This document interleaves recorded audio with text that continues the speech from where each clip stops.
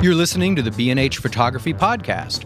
For over 40 years, B&H has been the professional source for photography, video, audio, and more. For your favorite gear, news, and reviews, visit us at bnh.com or download the B&H app to your iPhone or Android device. Now here's your host, Allan Weitz. Greetings and welcome to the B&H Photography Podcast. Today's topic, British fashion photography of the 90s with our special guest, Michael Sanders. First order of business, are you a subscriber to our podcast? If you're not, how come? All you have to do is head on over to Apple Podcasts, iTunes, Google Play, Stitcher, or Spotify, and you'll never miss another show. Okay, let's go.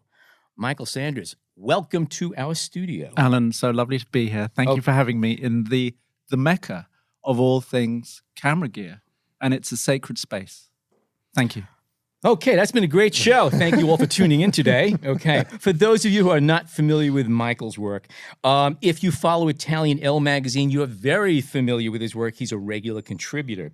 His work also appears in the international editions of Elle, Vogue, Glamour, Marie Claire, and others. Thank you very much. There you go. I'm a journeyman. There you go. And as you could tell, he's also from Brooklyn. I've done it all. Yes, Fort Greene, Brooklyn. There you go. In the house. Boy, we have a lot of Brooklyn people here. Anyway. And Michael also speaks of his time at the Phase. Yes. Yes. I ID, started, exactly. What we're talking about Arena, today yeah. is actually the birth of a photographic movement, of which I played my own part, starting off in England in the late 80s, early 90s.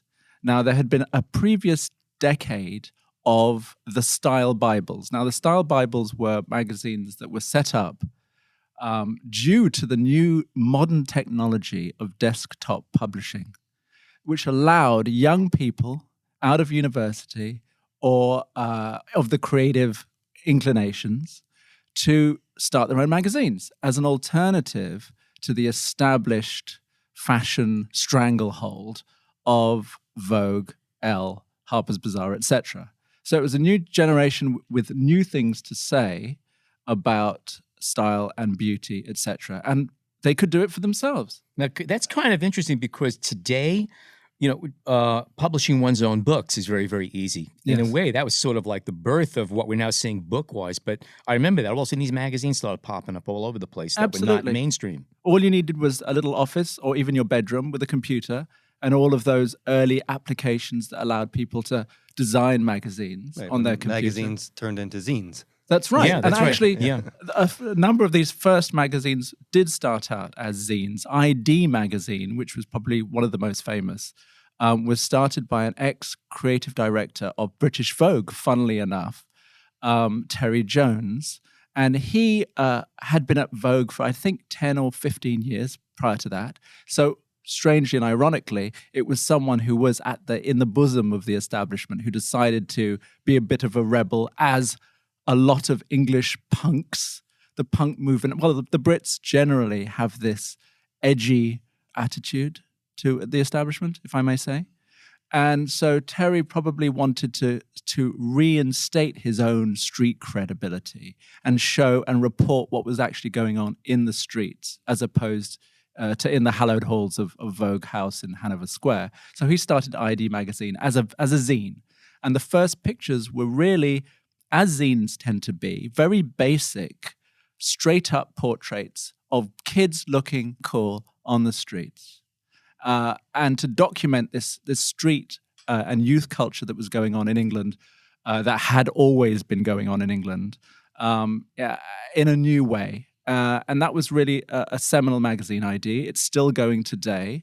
And it went all through certain changes, becoming more commercial as it went. Now, was I'm sorry to cut you off, but was the fashion element there from the very beginning? The clothes that the people were wearing? Yes, exactly. Okay. I think, Terry coming from Vogue, that was his thing. That was his wheelhouse, fashion and clothes and what people wear. And I think he just wanted to provide an alternative vision and one that honored the people. There was a lot of left-wing politics of the times that the punk movement and fed into. And so people had a sort of political cause actually to fight at the time. Sounds It was familiar. Thatcher's Britain as well. So people were reacting to a conservative government. And there were the miners' strikes, and England was grim, and it was a pretty exciting but edgy time to grow up in London, in Britain. I guess this is a question that is at the heart of a lot of the questions that we have. But was fashion leading the way, or were they at this point seeing what was going on around them in music and in culture and politics, and slowly bringing it into a higher class of audience? Yes, So as I was saying, there was 10 years of these style Bibles being in existence, and they were notably ID magazine, The Face magazine, Blitz magazine, and they were young people's mags, for young people, by young people, and they were reflecting the culture in music and art and design of the day. And there were some very influential art directors at The Face. Neville Brody was particularly noteworthy. He created his own fonts, and there was really a style and design revolution going on. So there had been 10 years of that already established, and those magazines were getting a lot of heat and a lot of attention for best communicating what was going on in the music scene and the fashion scene at the time. And it reflected the times, because these were the 80s, and there was a kind of aspirational quality to the 80s, but it was just viewed through the lens of young people coming out of college or school, and so it was slightly different. How does this period of time differ from 20 years earlier? I came of age in the 60s, and I remember when the British invasion, what it was called, that was the Beatles, the Stones, all the music, Carnaby Street, Twiggy, fashion. That was a bulldozer and it was, again, being driven by young people with energy and ideas and just freshness about them. Yes. All right. And how does that differ from 20 years earlier than that, when people like Pin, Hero, Avedon started coming into their own and were pushing over the standards of the 40s and 30s and earlier? And what you're talking about could be applied to today. A lot of the same conditions, if somebody was to tune in late, they could think we're talking about today. Yes, different technology. 20-year cycles. Yes, these cycles are very important. They're generational cycles, in fact. So it's just simply a reworking of what it means to be young, engaged, idealistic, alive, sexual, and a young person in the world. And that always is a universal thing. So each generation has their own tropes and their own ways of doing things. The environment's always different, economically or whatever. So all of this makes its way into the culture and changes it in subtle ways. But I do believe, I have this thesis that there are universal lessons to be gleaned in each of these generational cycles. Call them seasons. The seasons. And there's a great book actually out, a very important book called The Fourth Turning. And the idea of this book is that there are these 100-year, divided into 20-year cycles. And each cycle, like the yearly seasons, are cycles of sort of dialectics. So you'll have a period of financial high, followed by a dip, and the conditions that the kids are growing up in those particular seasons determines how the culture is expressed. And it's influenced by the technologies that are going on at the time. Yes, the technology is always just the tool, the best tool or the most efficient tool at the time that generation is adept with. So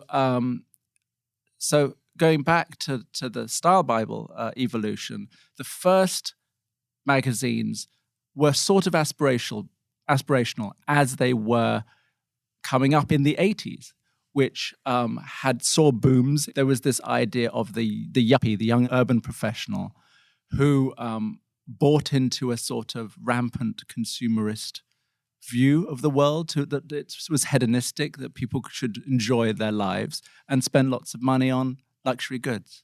So the music of the time, New Romanticism, Duran Duran, all of those sort of bands, even Sade, those kinds of bands, it was very aspirational. It was all glitzy. It was a saxophone playing in the background and nightclubs and a kind of strange idea of... Shoulder pads and big hair. Yes, a sort of Dallas and Dynasty and big hair and hairspray and all of that stuff did rule the kind of the general culture. Can we talk about some of the photographers that were not in the fashion world necessarily, or at least primarily, we don't think of them as fashion photographers, who were the big influences on this movement that came into fashion? People like Nan Goldin. Yes, exactly. I think you would throw into it, yeah.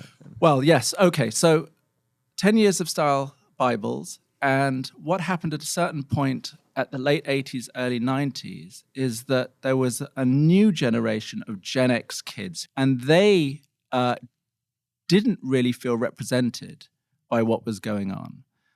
And photographers like Larry Clark and Nan Goldin were producing sort of art stroke reportage photography, and they looked to them to a new kind of realism. So what came before were the great photographers, the great masters of technique like Nick Knight, Javier Valhonrat, photographers like that who were really, for the first time, making incredibly sumptuous Paolo Roversi imagery that reflected this heightened aesthetic and sort of financial, cultural boom that had been going on. And it was extremely rich and extremely opulent. And Nick was probably the most important figure because he straddled the world of ID street photography, and he was a middle-class boy from Ham and Sheen in Richmond, a sort of affluent suburb. He had his own rebellion in that. But then what happened is that he started to work for a Japanese label called Yohji Yamamoto that at the time allowed photographers enormous amounts of freedom in terms of time to shoot, week-long campaigns, and the money and the means to do so. And Nick, at BDI, which was the main kind of color darkroom in London at the time, run by a guy called Brian Dowling, who really is the unsung hero in many ways, because he printed the work of a whole generation of photographers through this transition from Nick, who started with him and pioneered the idea of the E6 through C41 process, which, as its name suggests, involved taking color transparency film, and you call it slide film, or chrome here, actually, right. don't you? Yeah, shooting chrome. Shooting chrome and then processing it through a C41 color negative process.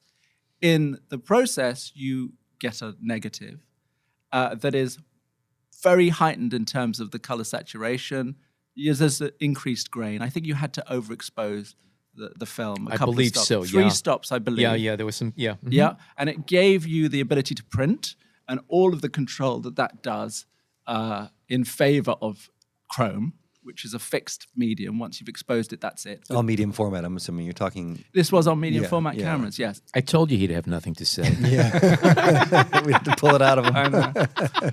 So BDI was a very important place because of Nick's startling work that he was doing with Brian, pushing the boundaries of what was possible in the color printing space. A real genius. All of the young photographers who were working for those same magazines wanted to be there and be a part of that, and were. So we would all hang out in BDI next to the big printer that would spit out our prints, and we would chat and laugh and critique each other and support each other. And so there was this real hothouse.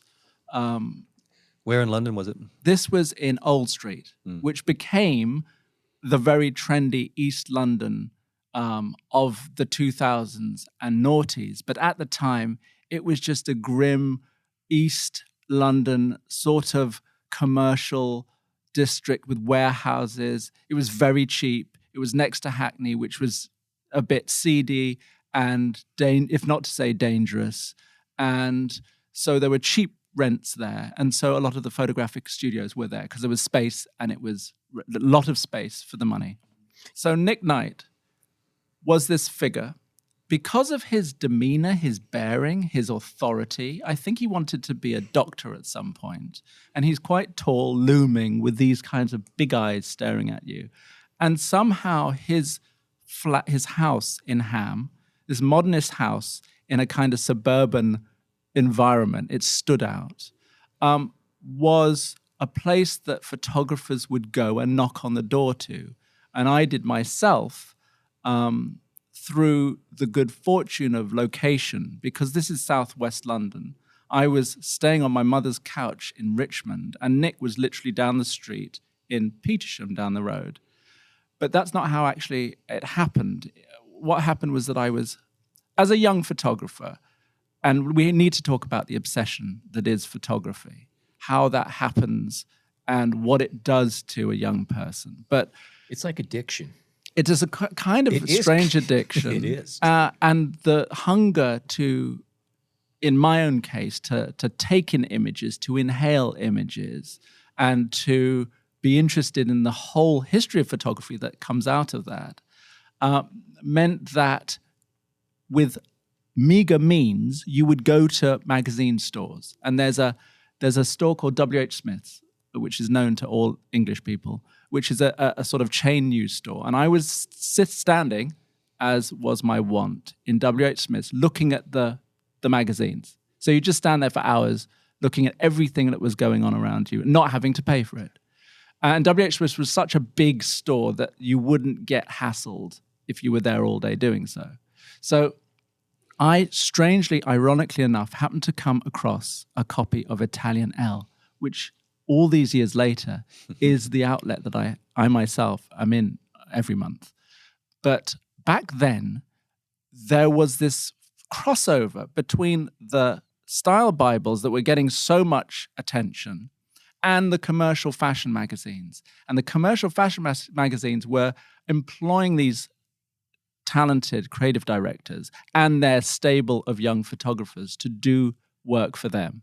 And there was an art director called Robin Derrick, who later became art director, creative director for British Vogue for many years, at least 20 years, who had a stint at Italian Elle. And he took a lot of those young photographers with him. So I was leafing through this copy and saw the work of a young photographer called Andrew Bettles, who was doing things a bit like Nick. He was a friend of Nick's. He was cross-processing his film. The pictures were very lush and beautiful. He was doing photograms like Maholo Nagy used to do, of still lives of shoes and things. I actually assisted him for one day on a face or L shoot. I can't remember what it was. Maybe it was an L shoot. It was my only assisting experience ever. And all I did was help him put up a gray seamless paper. He was using daylight, north light, and that was all I did. That was my sum total of assisting. But I went to see Andy. So I saw his pictures in this L. I thought, oh my God, I need to somehow contact this guy. I don't know how I did, but I found his telephone number. And I contacted Andy, and Andy was very lovely. He also, like me, was at home at his parents' place on the couch, or if it was his own room, he'd be in his own room. And he said, you should go see Nick. So Andy was literally 10 minutes walk from my mum's couch in Kew. He said, go see Nick, who was down the street. So location is everything, really.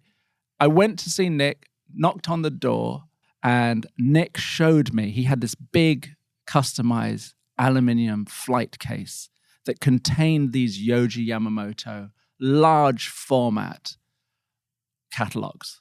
And out they came, he showed me, and blew my mind forever. It was all shot on 10x8, 8x10 plate cameras. Brian was printing the shit out of those things. And it was a universe that you literally could not ever imagine how you get there. Every department was pushed to such a sublime level, and it was printed with such incredible quality that there were very few things I've ever seen in the fashion space that were as impressive. And ostensibly, I went to see Nick to see if I could assist him maybe. But I showed him my pictures. the first pictures I had taken professionally were theater pictures. So Nick Knight is kind of this bridge figure who Yes. who was able to take glamour, but also understood the street style. Yes, And exactly. did he bring in a new generation? Did he train He did. yourselves and others? He did. He Or- inspired. yeah. Definitely, he inspired because of the physical requirements of having to process your film. So he sort of brought people into the technical aspects, and he also trained directly by those photographers assisting him, such as Craig McDean, Elaine Constantine, Solveig Sundsbo. There was a whole generation of photographers who came out of the Nick Knight stable of assisting. And it was really an amazing boot camp in a sense, because you worked for no money. You had to pick up his dry cleaning and food from Tesco's. It was quite, he was asking a lot of you, but in return, you got to see the most brilliant technical photographer of the And generation. what was his? I mean, for example, some of these photographers then are bringing images to him that are more of the street. They're not as glamorous. They're not as colorful. And what was his reaction? I mean, was he pushing you and others to go away from that, or was he? Yeah. Well, let me tell you encouraging it? about what he said when I showed him my book of 30 theatre pictures and sort of private work. He gave me this speech, which is an important one, which is, he said, any monkey can take a picture with a camera, right? You need to have a flag to fly, a cause to fight. You need to have a point of view. You need to have something that you're striving for, pushing against. You have to have something to say. And this was a very intimidating philosophy to encounter as a young photographer. It questioned whether you did have what it would take to live up to Nick's, these commandments and principles of having to have the real conviction to sweep away what came behind you, to kill your darlings and heroes, and to stake your claim in something completely new and original. He was an amazing man because he cared so much about the industry as a whole that he would take the time to nurture new talent that came to him, that demonstrated the same willingness to be creative.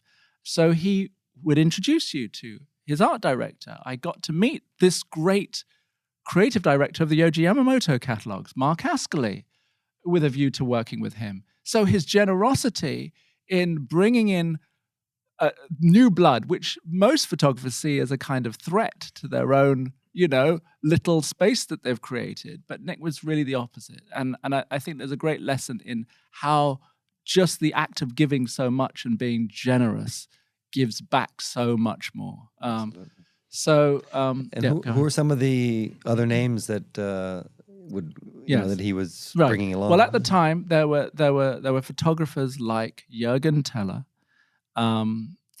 He was going out with a stylist called Venetia Scott. So the other important principle to talk about here, and we referred to it a bit earlier on, is a sense of community. So like-minded individuals with passion and ambition find each other, come together, collaborate, and teams are formed. So a fashion image is a collaborative form. So there was Jürgen, and there were people like David Sims, who was an assistant at the time for the generation that came before him. There was Corin Day, there was Glenn Luchford, and there were Craig McDean and Mario Sorrenti. So there was a group of photographers all working for the same magazines, all mates, friends, living with each other, sleeping with each other, hanging out with each other, taking drugs with each other, as a group of young people do. Mm-hmm. And so there was a sense, ultimately, that there was safety. There's safety and power in numbers, because movements can be created, and those movements become undeniable. And can I ask, were the machinations of a photo shoot and a publishing a campaign or an editorial, were they still in place? I mean, were you guys still seeking out the editor, the publisher, or were you doing some of these things on your own and just doing it on spec, as they say? Right. Yeah. So what would happen is that a young photographer would be encouraged and have access to these magazines. So you could call up ID, you could go and see the fashion editor, you could go and see the art director, you could show them your work, and if they liked it, they would commission you. Now, these magazines also took in spec stories. So it would be possible that you could go out and shoot your own stuff. You could somehow get fashion that was relevant and in the season, take pictures and take a ready-made story to them. That would be possible too. How important was the clothes at the time? I mean, the clothes were everything. I mean, it's clothes and music. We can't really escape the fact. But you fashion read stories of people going to a flea market and yes. or using their own clothes. And, that's and what just, I was coming to. Yes. Well, this was the thing. It used to be that, especially when you come with high-end clients, if somebody's been paying you a ton of money to sell their goods, they want to see their goods in the picture. And now all of a sudden you have photographers who are not even using that products. In fact, looking at some of these notes, I'm just going to photograph what I want, and if they'll take it and use it, it's totally irrelevant to the product. Yes. How'd you pull that off? I love it. Well, especially given that this generation were reacting against commercial fashion photography. So going back to Nan Golding, Larry Clark, these were kids hanging out. There wasn't much fashion content in those images. Jeans, Nan t-shirts, Goldin photographing her friends in Boston. Mm-hmm. And that was the kind of ethos that photographers like Corinne. And how were those images getting over to you guys in the form of, because Nan Goldin's, I guess those books didn't were really, out. I think Tulsa was out. Larry Tulsa would have Clark's been out, Tulsa. yeah. And Nan Goldin's books would have been out by then. You'd go to Zwemmer's, the art bookstore, and you would see these books. Again, you'd do the W.H. Smiths, but in Zwemmer's. They didn't throw you out either. Mm-hmm. So in Zwemmer's, there were the art photographers. There was Cindy Sherman. Her name comes up a lot here. Yeah. Yes, of course. Yeah. And so we had sort of access. And again, the photographer, obsessed, driven, has a sort of insatiable appetite for imagery. Mm-hmm. So we're all sort of bathing in this constantly and taking pictures ourselves. So, but what's interesting, as you touched on, was how this transition between being idealist rebels and becoming part of that establishment. And that happens very gradually, and albeit a bit painfully at times, because as a generation, that wasn't why we were taking pictures. That wasn't our motivation. And it was all there to somehow stymie our creative process, because it was so Heath Robinson. How do I translate that into American? It was so put together by higgledy-piggledy kind of, you'd go out. So a typical thing with Corinne would be that she'd have an idea. So Melanie Ward's very important to this conversation too. So the stylists were the people who created the fashion content. And let's be real here. It's about what's in front of the camera at the end of the day. So in fashion, it's about a person in clothes, and those clothes, for them to be fashion, have to be relevant to the time and available to buy and all of those kinds of things. Melanie was great because she, again, wrestled that sort of creative power back to the photographers and the stylists by saying, I can go to Portobello Market, a flea market in London, and I can find a skinny army top and put it on my model, and I'll get a pair of Birkenstocks. And I'll put one item from Joseph, a proper fashion name in there. And by mixing and matching, you're honoring both ideas. So you get a bit of fashion in there, but you're sourcing things from flea markets and army stores and all the rest of it. So it's a compromise between yes, commerce and creativity? Absolutely. I don't know if they even registered it as a compromise. It was just something that they did and they believed in. Melanie, everyone was living at their parents' houses. They were on the dole. So I think that's important. I'm not going to speak for my generation, but a lot of us in England, why England is such a creative capital of the world was largely due to the social welfare state. The fact that a young kid could get dole to pay to keep body and soul together. They'd have enough money to live and eat. Plus, there was this thing called housing benefit. So housing benefit was a step further, that when you signed on, you were entitled to a certain amount of money to pay for your rent. So this is how all of these working class creative bands, musicians, artists were able to actually do their thing, to have the time to do it full time, because they were paid to do so in a way, paid to live, so they could devote themselves and their energies to being creative. So that was very important. That's a good point. That's an interesting point. So between their living in their parents' bedrooms, and the dole, you could survive. It was easier to do so then. Yeah. I mean, you hear here in New York, tales of the days when, you can get a rental apartment in the Village for whatever, $40 a month. Right. And that cheap rent enabled artists in the 50s and 60s to kind of do their work, Right. And there's a similar dynamic, obviously. Yes, exactly. So although this generation was flying their own flag and trying to get to this sense of authenticity, foregoing Nick's towering technical achievements because we couldn't do it. We literally could not do it. We couldn't imagine it. We couldn't do it. So we had to find our own way of doing things. And that was a simple way of doing things. It was a Pentax 6.7. It was a white seamless in daylight. And it was freaking attitude. The attitude did the rest. The casting did the rest. And that was important. But the point I was going to make was, we were so into photography and the history of photography that there's also ambition there. There was also a knowledge of what came before. And there was also very quickly this idea that you could actually have a career doing this and that people would pay you money to do it. So you mentioned Corinne Day. Yes. And many people refer to her shoot with a 15-year-old Kate Moss as kind of the seminal moment of this movement. Is that fair to say? That is absolutely right. Okay. It was the issue of the Face magazine. It was July 1990, so the perfect beginning of the 90s. And it was a shoot that she did for Phil Bicker, who was the art director of the time. It was, I believe, a multi-day, multi-session shoot. So what would happen is Corinne would take some pictures. She'd take it in to show Phil. Phil said, these are great. These aren't so good. Go and do some more. Now, let me jump in for 1 second. I've seen these pictures. Were these done originally for a magazine, or were these just playing around? Yes, they were commissioned by Phil Bicker. Oh, okay, yes, all right. and Corinne, at this point... As an editorial. Yes. Not a, Yes. Yeah. Now, Corinne had taken fashion pictures before. She was an ex-model herself. She met her boyfriend, Mark Sarzi. He was from New Zealand. I think he was a male model himself.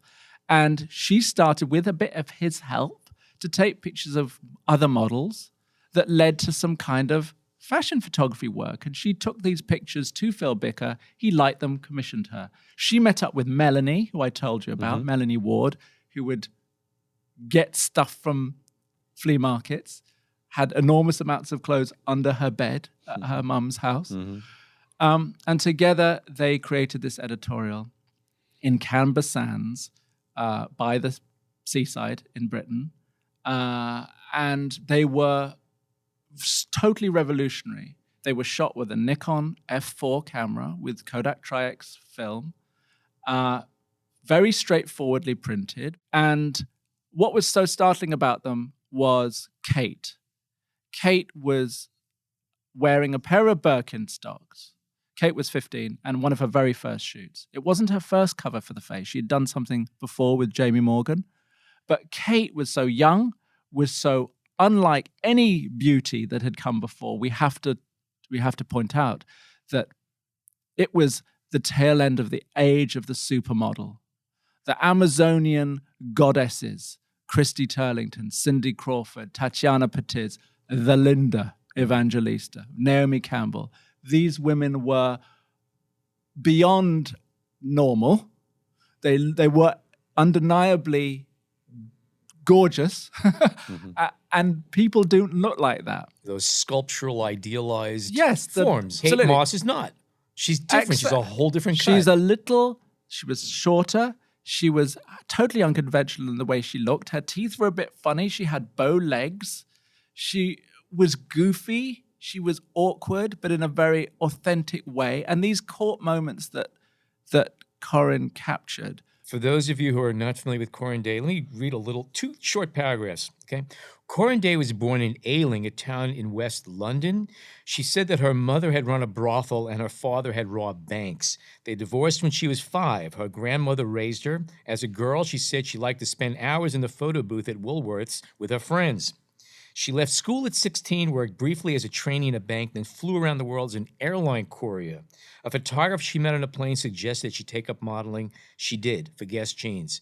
Now, that to me is like, leads right up to what you just talked about. Yeah. Kate Moss. They were a match made in heaven, these They two. really were, because in Kate, Corin saw her alter ego. Yeah. She was a little girl from Croydon, a South London suburb, very working class, taught like that. And obviously they had so much in common. How they grew up, where they grew up. They all of that resonated stuff. beautifully. Absolutely. And that was the power that was demonstrated in that story. She, so one photo editorial completely made everything that came before that, the glamour of the supermodel shot by Herb Ritz, the idealized perfection, this kind of Greek goddess notion of beauty, or even the Peter Lindbergh, beautiful woman in a cityscape. Gone. This goofy, gawky, bow-legged, funny-toothed, snaggletooth, working-class girl made everything that came before it look tired, look old-fashioned, look irrelevant. And everyone hated it.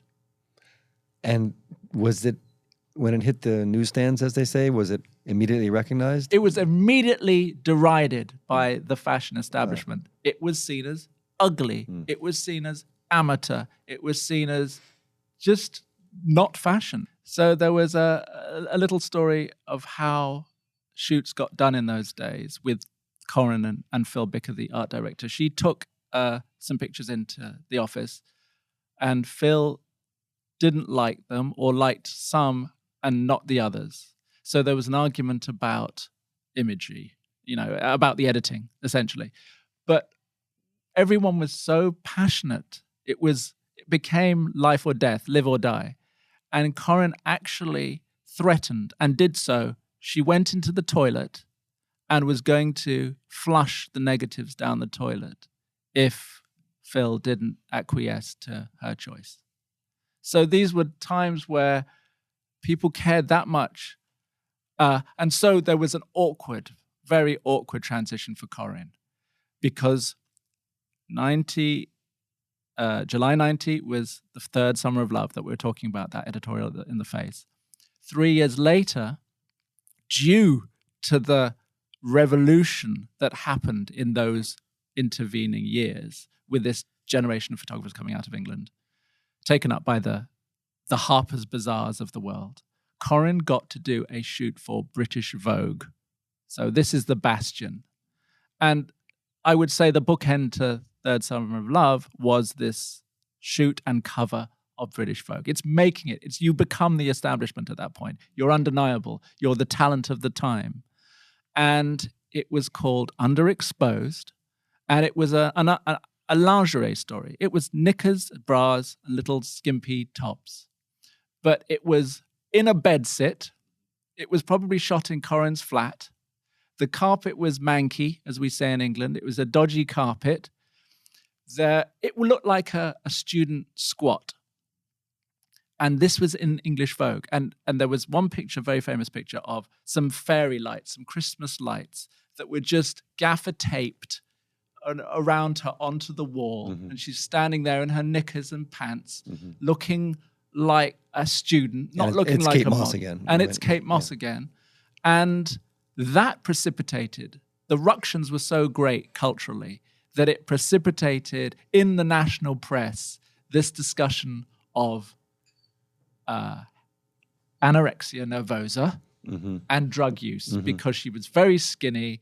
It was very down in tone. She was just hanging around in her knickers, and there was nothing glamorous about it at all. In fact, it was really shocking in a way. Did it sell underwear, though? I don't know if it sold underwear, but it got vogue a lot of press. Amazing. Okay, we're going to take a short break here, and when we come back, we're going to be speaking with Michael about the gear and technique that was used back in these days. Stay tuned. We hope you're enjoying this edition of the B&H Photography Podcast. Send us a tweet at BHPhotoVideo, #BHPhotoPodcast. Okay, we are back. Michael, question for you. What were people shooting with? Because 90s was a transitional time between film and digital. Yes. Who was using what, and what were some of the hurdles that came up? Right. Well, the standard issue camera of the day that most photographers used was an RZ67 medium format camera. For those of you here in the States, it's called an RZ67. Indeed. Mamiya, Yes, right? Mamiya. Yes, made by the Japanese company Mamiya, and built like a tank, a really big, heavy, unwieldy camera. Or the Pentax 67, which was a jumbo-sized Texas version of SLR. Yes. And easier to use in a way. But Corinne used the Nikon F4 and 35mm in homage, maybe inspired by her heroes, Nan Golding, who used a Leica actually with Kodachrome in color, and Larry Clark, it would have been 35mm, which affords an immediacy. There's the Nikon F4 and the Nikon F4S. Now, that camera was bought, I remember when she got it, our agent that we shared at the time bought it for her. She probably she needed a good camera. And I remember Ken, her agent, actually just buying her the camera to use. And so it had a motor drive, the F4S, maybe with just a 50mm lens, a nifty 50 on Canberra Sands. Those pictures were shot with Tri-X. And she's running and jumping in some of them, Kate, and it allowed you to catch a kind of snapshotty real moment, and that was the power really of what she was doing. And it was direct and easy, and then you could print afterwards and finesse it. But really it was just trying to capture what was going on in front, as opposed to what came before, which was a huge working. We discussed Nick Knight, Val Honrat. These guys were masters aesthetically. The fashion required. It was very opulent at the time, and Paolo Roversi. So Paolo Roversi used the 10-8 Polaroid. He's very famous for that, which I was always jealous of him because his pictures could be used and printed. So it's like digital in a way. What you got, you could use. Yeah. There was no guessing. There was no worrying, did you get it in the camera? We all did that dance between getting a Polaroid to check our exposure and stuff, and then the film back goes on, and in that moment, all could be lost, right? Yes. But mostly natural lighting. So it was natural lighting, yes, and strobe was used later. But there are different photographers that we're talking about, because there were the photographers that came out of the Nick Knight school, like Craig McDean and David Sims. Now, these two are distinguished from the others, Jürgen and Corinne. Because they came from a photography training background, and they trained with technical photographers. So what they were pushing, Craig and David, was studio sophistication in terms of lighting. And David, I remember, let me say this, David Sims is the most important photographer of the 90s in terms of the technique. Corinne, the spirit of grunge, the spirit of that movement, represents that. All the rest, all the kind of photographic pushing of the boundaries, is down to David. Now, David Sims took pictures for Yohji Yamamoto as well, with Mark Ascoli, that same creative director who used to work with Nick Knight. An enormous amount of freedom. And David, who is influenced, like Corinne, by music and music culture, his hero was Iggy Pop. And all that represents, counterculture, doing it your own way, going against the grain, pushing the boundaries. David did it both in content, what he was putting in front of the camera, using real people, non-models, in high fashion catalogs, using what we would, most people would consider ugly almost youth with big teeth and ugly as a statement of this is beautiful because I say it's beautiful. I see something in this that is strong and that is worth recording. Now, that essentially was the ethos. From what I know about David Sims, which is not much, he didn't know anything about fashion. I mean, he knew about photography, but, what the seasons of, the fall fashion seasons were coming in and things like that didn't seem to be that important. Well, the thing is, you have to make the distinction between fashion and style. And Okay. And because all of us were growing up in Britain where style was everywhere and all the time, and we wore it and we were obsessed by it, that you didn't have to think about that element of clothes. It was just making a statement about what was beautiful. That was the common ethos, was we were beautiful, we were cooler, we knew what was going on, and we weren't going to be dictated to. It's kind of like the deconstruction of the ideal. Totally. I agree. And the fashion realm today is largely influenced by what we're talking about today, this generation, because once again, I don't know if it's because of the politics, fashion media are embracing this notion of plurality, of diversity. So David not only pushed the boundaries in terms of what character, what model, what subject was in front of the camera that had never been in front of a camera before in a fashion context. It is totally new and revolutionary. He would do so technically as well. Now, his influence was such that among his peers, among the group of us who were all hanging out and working together, we were kind of digging this stuff. And there were certain controversies between friends of who would be doing it first and all of that stuff. And David, being who he was, went completely the other way. So his whole remit was to do an anti-pretty picture. So he would use louvered lighting, awkward louvered lighting, casting light on the background, all these kinds of tropes of what it was to be a bit naff, a bit tacky, a bit off, a bit weird, and push it into your face, and therefore creating something completely new and that hadn't been seen before. And he's most well known, if I'm not mistaken, for Calvin Klein images later, and of course Kate Moss. That's and right. The Obsession. I don't know if he shot the Obsession. That was Mario Sorrenti. But that image, that straight image from Calvin Klein from that era is due to him, no? Or no? Yes, exactly.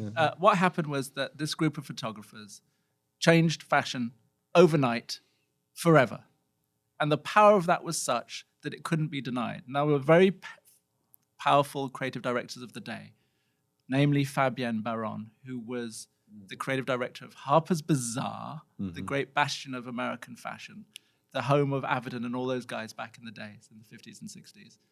And he took this new generation and schooled them, if you like, in commercial fashion photography. So he took the rawness, he took the creative boundary pushing, and his philosophy was that a magazine could have a couple of stalwarts. At the time, I believe it was Patrick de Marchelier, who's now a controversial figure, of course, and Peter Lindbergh. So you'd have two safe pairs of hands, but at the top of what they were doing, and then you'd give 3 or 4 of the young guns the opportunity to grow and to make it fresh and exciting. And he did so with Harper's Bazaar and Liz Tilberis, who was the editor at the time. And if anyone wants to do those kinds of research of how you go from raw talent to polish and success, you should look at Harper's Bazaars during the 90s and noughties. And it was a gleaming... And these were all editorial shoots, correct? These were editorial shoots, but... Is there something you can distinguish at the time between an ad campaign and an This is a good example. Mario Sorrenti was a young, good-looking ex-model. He had been photographed by Bruce Weber. He had done a Levi's ad. You know those famous Levi's ads with Nick Cayman? They go into a laundromat, it's 50s, the Shirelles are singing or whatever. He changes his Levi's. The day of the 501, the reissue and emergence of the 501. And Mario was in London, and he met us lot, and he went to an agent that represented us, Kim Sion, with a scrapbook. And he was an American kid who grew up with Bruce Weber. So he was just putting little kind of books together with his cutout Polaroids and his contacts and all of that stuff. That appealed to Kim Sion. She represented him. And we can't underestimate always the power of the agent, because the agent really is the person responsible for taking the raw talent and all of the potential in a young photographer and making bank with them. And there was a new generation of agents also, our age, who had that same vision, that same drive, that same need to break down barriers and to prove themselves and to take the world by storm. They were flying Nick's flag.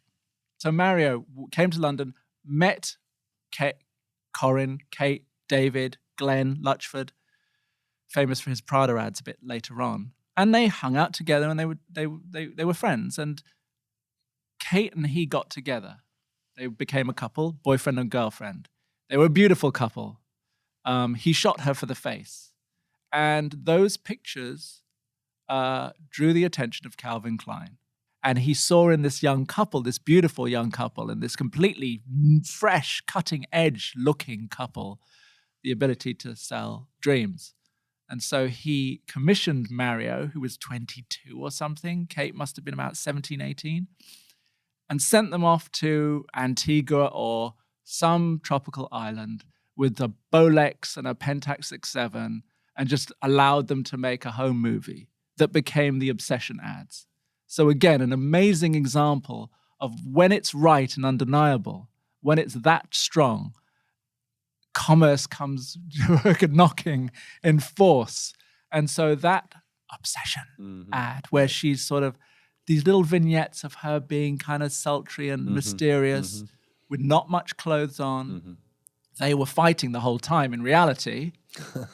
But that little home movie, that had such a huge, profound effect and run, and probably made Mario countless millions of dollars over the years, right? And is it fair to say that I mean, with movements, any movement, you know, there's the beginning stages, there's the high stage, and then there's the ultimate fade. Is it fair to say that is at the high point? We're talking early, mid-90s? Luckily for all of the above, they got welcomed in, ushered into the bosom of advertising power. Because I will say to any young photographer, no matter how brilliant you may be, the buck stops, like with everything in life, at your ability to put bread on other people's plates and to make money. That's so true. This was a tiny window where, let's say 95, 96 was the peak in terms of money in fashion. And for instance, a conventional print retoucher could charge $10,000 per print, per retouched print on a Stephen Meisel shoot or a Calvin shoot. And I remember Craig, you know, at BDI, what was interesting was to see these really young kids do big, massive campaigns. And Craig would do his prints, get on Concorde, go to New York, drop them off with Calvin, come back. He would go to New York a couple of times a week on Concorde. So there was the peak of money in the business was about 95, 96. And so that generation really did experience the grandest in terms of financial reward for what they were doing in a very long time. Sounds like what you're describing is they're leaving to some degree the roots of where they came exactly, from. Absolutely, which happens, of course. It did happen, and Corinne is a brilliant example of that actually, because there was a period where she was deemed too difficult. So American Vogue would want her to shoot Linda or Christy or someone, and she just didn't want to do it. And, you know, the girl who wants to throw the negatives down the toilet is going to have a hard time, you know, dealing with that. Right. And so she became a bit disenchanted and took time off. And in that time off, she made a book, diary, and she lived the real Nan Golding lifestyle of taking drugs, hanging out, shooting pictures. It's a beautiful book, a very brilliant book of her version of Nan. She sort of paid a heavy price because she got ill with a brain tumor. Yeah. So she started in 1990 with The Face, And then by 2010, she died of a brain tumor. Right. It came back. There was a fund created to try to help her at one point to pay for the operation at the end. And there was a limited edition print run to do so. And she raised £100,000. And before we broke, you mentioned heroin and the phrase that is associated with us, which is heroin chic. Yes. And is it also fair to say that this had a hand in kind of undoing this movement? Heroin chic was a term used, I believe, by your own President Bill Clinton. And it had huge implications. For me personally, I was doing stories that might have been killed by creative directors because that had just come out, and magazines were quite worried about any kind of backlash. Was this ever in the back of your mind? Did this ever occur to you that you really ought to kind of bring in glamour to something that's really not glamorous and has some really ugly sides? Absolutely. There was a lot of drug usage going on, and Corinne did take hard drugs. Well, I'm sure she wasn't the only one. I mean, and it's documented. No, absolutely. Other models and and other photographers. Yeah. There was a young photographer called Davide Sorrenti, who was actually Mario Sorrenti's younger brother. Right. And because he had a rare heart condition or blood disease, I think he had a kidney condition. Disease, kidney blood, Yeah.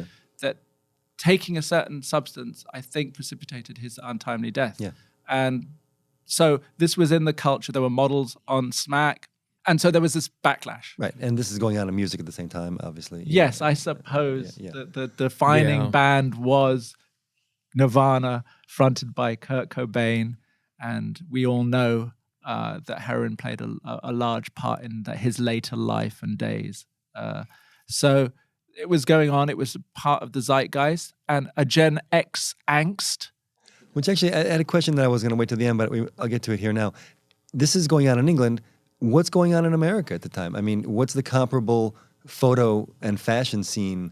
I don't know. I mean, all I can say is that generation of English photographers came quickly to America and worked for Harper's Bazaar and American Vogue. Right.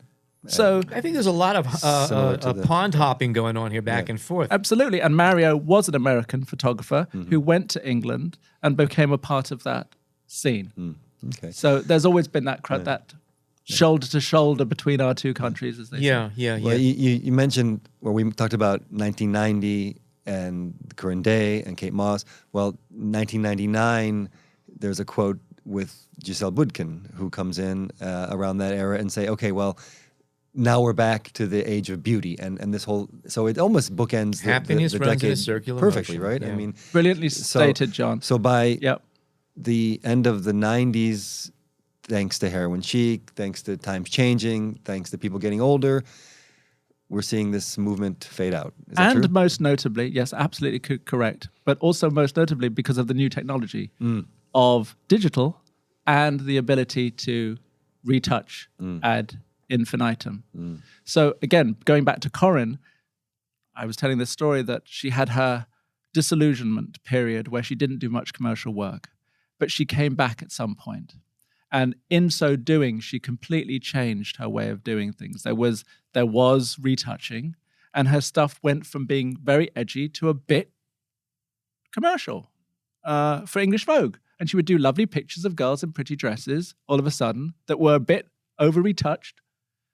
And so there's the growing up that happens with generations that have responsibilities, they have children, they've said their piece, they've made their strong youth statements, and now they can think about paying the bills and, having a good life, which photography really can afford you, and you understand what the perks are after a while, and compromises are natural. They're just, in many ways, becoming realistic about how the world works.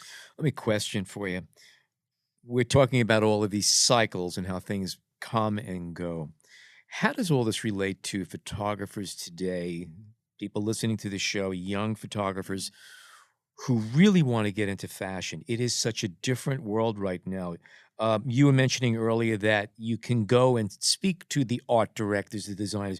You don't do that anymore. So what are the options for young photographers who want to go into fashion, what would you tell them to do? Well, that's just Instagram, isn't it? Yeah, isn't it? I mean, basically, you have to find your community online because it's gone online. So it's called DMing. You can get through in the face of everyone on a DM. Except you. Your contact kind of hard to get on. I'm just kidding. Yeah, I'm bucking the trend. Zing. I'm bucking the trend. And no bio on your website either. He's in the witness protection program. I'm telling you, I know it. So yes, it's just changed. The means of doing the same thing is now different. It's harder because obviously digital photography has meant that more and more people have gained competency. The floodgates are open. If anyone can take a picture on their phone, and anyone can, we go back to Nick Knight's Any Monkey Can Take a Picture. That still applies.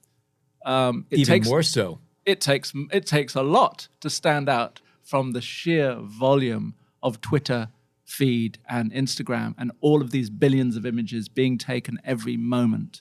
I mean, we had it easier in the respect that if you had the bravery to go and knock on the door, the person at the other end would say, "Come in, have a cup of tea, and show me your work." And therefore, there was a human contact that was powerful always. It's always about people. It's always who you know.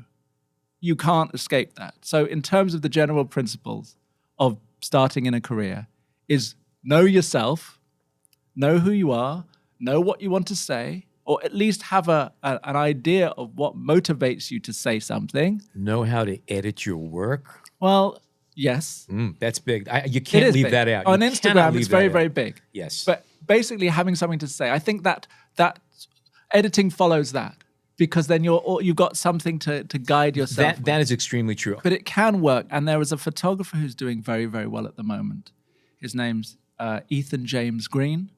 And I was aware of him on Instagram first. And he is a great example of someone of the new generation who assisted a Gen X photographer called David Armstrong, who, funnily enough, it should be pointed out, was the best friend of Nan Golding's and also took art photographs with her at that point. He was part of her Boston scene that she documented. Ethan James Green sort of took the mantle of that vision of menswear and has really run with it in this time of diversity. Here's a question for you. Vogue, Elle, Harper's, they existed before this. They exist now. They're still, the end goal for a lot of these photographers. So if you want to look at it from the historical standpoint, what did these magazines and this movement in photography ultimately accomplish? Where are we seeing the influences today? There are a number of these cycles that have come around again. And a generation of photographers who've grown up looking at those magazines themselves and in a way emulating it or taking a lot from it. And this is a generation that's grown up with Tumblr and Instagram. It's an online generation, and therefore it's very reference-based in a way that ours couldn't necessarily be because we didn't have access. We had access to art books and all the rest of it, but the history of the medium, we had to sort of cobble that together with bits and pieces to form something unique and original. And I think there's a sense with a new generation, let's call them the millennials, as opposed to Gen X, who are much more flagrant, if you like, about wanting what it is and wanting to get that, and they can do it in a kind of first-degree way a lot of the times. Obviously, things are different, and there are political things that are coming into it, and Ethan James Green is a good example. But it owes a lot to the ABC. I'll do ABC to get a lifestyle and a kind of life for myself. It's one removed, and I can only put that down to the digital realm, that we're sort of not living directly enough these days. Which actually gets me back to a question when we were talking gear. It came up, but were there any photographers at the time? And I know in the fashion world, when the highest of quality of resolution and image is necessary, perhaps in 1995, digital cameras were not offering you that. But were there any photographers who were early adopters in the fashion world? There were early adopters. Yeah. Stephen Meisel was an early adopter, and we should mention Stephen Meisel because any discussion on fashion photography, you can't leave him out.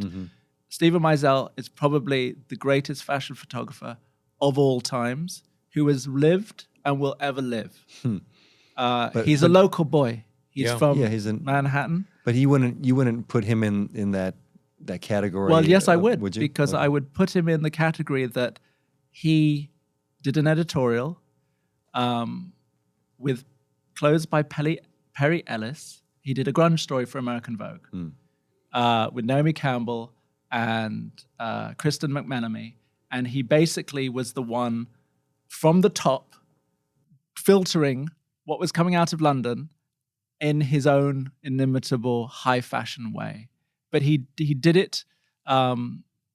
He did it in such a strong way. He's such a master. Maybe as a way to kind of segue to some of your work over the years, what can you give us an evolution of the gear that you've used from, let's say, the 1990 to the present, and what are you currently Yes, well, I shooting? started out like Allan with a Pentax 6.7, one body. I had the same winder problem that went. The Mark II version of the camera was supposed to have fixed that. It was a bit more robust, that mechanism. So I went from that camera to a Mamiya 645 actually, because I'm skinny. I don't have the heft to and I wanted the portability. And another major difference: the Pentax synced with flash at 1/30th, and the Mamiya 60th, which is equally pathetic. But that's where your limitations. There were some real limitations. Yes, I didn't miss the leaf shutters in the Hasselblads and Mamiyas using a Mamiya 645, which didn't have that, because I was a sort of more available light kind of shooter, so I didn't use strobe as much as my peers. But I wanted the portability and the convenience of the 645, and it had a medium format 120 film size. So, but because it was smaller than the Mamiya, which was a 6.7, it had a bit more grain, a bit more patina, and a bit more texture than 35mm. So for me, it was a sweet spot between a kind of analog feel. It wasn't too sharp, it wasn't too rich, but it was portable and hand-holdable. And also in use, you're holding it closer to your face. It was a little more of an intimate camera to use. Exactly, but smaller, and you'd have a pentaprism, so you could look through the lens and use it like an oversized 35mm camera. But I would use it actually on a tripod. Having said all of that, for me, the frame was so sacrosanct that I'd have a tripod and I'd be doing this dance of the back, so the Polaroid back to film. So I developed this way of not chasing the Polaroid, which is one of the most tragic things that can happen to a photographer, is getting a Polaroid, pulling it, and then the moment's gone. So in order to safeguard that, I would shoot film, Polaroid, film, Polaroid, film, and hope in that. And I would tell the model not to move. Right. And 9 times out of 10, I would have caught that in the brief span it took to change from the Polaroid back to the film back and back again. So that was my way of trying to... the good old days. The good old days. But that stopped for me when when budgets became an issue. And I remember I was on a job for L in Bali. And what I would do is I would buy all the film and send it to the location, to the hotel, 2 weeks in advance, because you didn't want to travel with all of that film and Polaroid.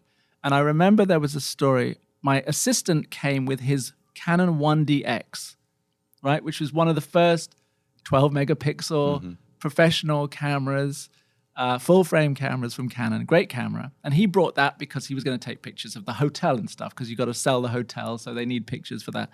So he had his camera, and I arrived in Bali, and I took my 645, my Mamiya, and I took enough film in my hand luggage to be able to at least start shooting. And what happened, as invariably it did, was that the film got stuck in customs in Jakarta. And so I had this little bit of 645 film, and I had my assistant's Canon 1DX. And so for each shot, I would use 1DX as the Polaroid. As the Polaroid. Right. But I'd like the Polaroid, and then I would cover it with my 645. And so what happened was that we had to do the whole rest of the shoot like this way. I got home, I processed the film, and I have the 1DX files, and I start retouching. And certain images suited, I just got the frame better on one than the other. And I remember it was the early days of alien skin filters that would emulate the grain structure and the contrast and saturation of classic film stock. So I pressed, Kodak Portra NC 400. Right. And what we did was half of the story was shot with the Canon digitally, half my Mamiya 645, and then certain frames, I would use the background of one and the foreground of the other, or vice versa. So a real mix in the computer, in Photoshop. And I finished the story and I showed it to my wife, who's been with me all of these years and has known every picture I've ever taken. And I simply asked her, can you tell me which one was digital and which one isn't? And she got every single one wrong. This was printed? Oh, she got them wrong. Everyone wrong. So all the digital she thought were film and all the film she thought were digital. This was a print, though, when she looked at it, or she was looking on the computer screen? She was looking at the computer screen. Okay. The final image on the computer, retouched. And at that point, why would I shoot film? Why would I go through the hassle of all of that when, Because you can. But you can, and there's a new generation that is. By the way, just to tell you, I've gone back to shooting film just because. There you go. I just love it. It's the old analog thing. Yes. And I use my digital camera as a Polaroid before I start shooting. Right. I put it in manual, I do all my exposures, and then I shoot film, and my pictures come out fine. Yeah, absolutely. And now, as a young photographer, they all have to shoot film and have the badge of authenticity and craft as a way of differentiating themselves as real photographers in the age of the iPhone and digital photography and Instagram. At least I have some secrets that I can actually expose a piece of film and know what that's about that everybody else can't. Michael's been terrific talking with you. Thank you. It was a real pleasure. Question for you, final questions. Yes. People want to see more of your work. Yes. Where's your stuff appearing these days? Yes, I basically work for Elle International and the international editions of Elle. Okay. So the magazine that started off my journey, ironically, all these years later, the magazine that I saw work that inspired me, and I'm contributing now to that magazine. So I'm very happy to do so. And it allows me to live that dream, that Sir David Attenborough dream, the BBC dream of having the camera as a passport to seeing beautiful things. So I'm still traveling the world on editorial shoots and enjoying it as much as I always did. Probably more so, actually. Any good, exciting? They're all good. Any assignment's a good assignment. Anything particularly Well, for the exciting? new generation of social media starlets, I photographed recently Hailey Baldwin, who has 11.2 million at last look She's big Instagram followers. And I did so in St. Lucia, and it's a bathing suit story. And she's amazing in it. And you'll see parts of Hailey that you didn't quite know existed. in terms of her skills as a dancer and mover, she was very impressive. I thought you were going to talk about very that impressive tail. indeed. That Yes, tail very talented, extremely talented. And that's going to be in, where's that going to be And appearing? that'll be in an upcoming issue of Italian Elle. You can also check out all my work at my website, which is www.michaelsandersstudio.com. And also, in the spirit of this new era of content creation, I launched recently, on my birthday last year, a project that I've always really wanted to do, which is an interview show like this, where the models that come to see me on go-sees, a go-see is an interview with a photographer by a model to show them, to show him their books for work. So I have taken that opportunity and advantage to interview them for an hour about their life. So it's a whole life story show, and about their careers in modeling. That sounds good. In the hope of being able to give back to another generation. Where can we find You this? could go to my YouTube channel, which is, the handle is Michael Sanders Studio, like my website. And the other website, my Go-Sees project, has its own website, www.michaelsandersgosees.com. I'm going to go see that. And that leads us good. to a little note that we hope to have Michael back relatively soon with a model. And we're going to talk about the interaction between photographer and model on set and all the issues that come with that, whether it be technique, what's appropriate, what's not, and That's so everything along those exciting. lines. Yeah. And one question also, what camera are you using now? I don't think we answered that Yes, question. I'm going to plug Canon here. It's not a mystery why they're number one. The files that came out of that camera, the Japanese were very, very clever in focusing on what counts, and what counts as skin tones, and what counts as sort of dynamic range in the highlights, and the feel somehow that was more analog. The picture came out pretty on the computer. As I took the picture, it would come out and it would look lovely. Mm-hmm. And I think that's really important because your team want to see it lovely. You know, you don't have to work on it. And I thought that Nikon's colors were a bit weren't as appealing, really. And so you're still shooting Canon? And I'm still shooting my Canon. I updated from the Canon 5D Mark II, which was obviously a revolutionary camera in terms of the video as well, and started this whole But medium DSLR. format digital back never appealed to you? Yes, I used those as well in the studio. Oh, you so I did. did. I used phase ones with the Hasselblad H series, and the Mamiya, the phase one Mamiyas, those early phase one Mamiyas. But you know what? It's totally overkill. I mean, I think the whole megapixel wars and marketing wars are really a huge marketing gimmick. And when that 1DX Mark I came out at all of 12 megapixels, stunning and amazing work was being done with that. And I don't think in reproducing a 1620 size double page spread in a magazine requires any more. So we're throwing out multiple tens of pixels and filling our hard drives with information that we just don't need for what I do anyway. Yes and no. I still love the ability to dig deep in and still pull out a small piece of the photograph, take it up to a larger size, and it doesn't look terrible. Well, yes, but that's the advantage. You're a pixel peeper, Allan. Admit it. Admit it, Allan. My name is Allan. I'm a pixel peeper. Come on, some applause here, guys. Come on. Thank you. The only benefit is that you're using a medium format camera, a larger sensor, and therefore longer lenses per focal length. So your depth of field is reduced. Yeah. For me, that's the greatest benefit. Okay, Michael Sanders, thank you so much for joining us today. Thank you, Pleasure Allan. having you on. It was a pleasure. Thank you. I had Looking such a forward to good having you time. back, too. Can't wait. All right. You have all the information where to go to see Michael's work. How about Instagram? Did you? Instagram, yes, Michael Sanders Studio. Okay.